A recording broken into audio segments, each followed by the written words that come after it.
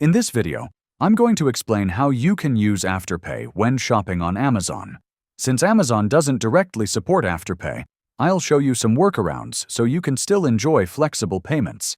Amazon doesn't officially accept Afterpay as a payment method, but you can still use Afterpay to shop on Amazon in a couple of ways. One option is to use your Afterpay virtual card through Apple Pay or Google Wallet. First, open the Afterpay app and activate your virtual card, then add it to your Apple Wallet or Google Pay. When you're ready to check out on Amazon, choose Apple Pay or Google Pay as your payment method and select the Afterpay card.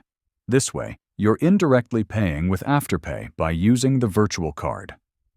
Another option is to buy Amazon gift cards from retailers that accept Afterpay.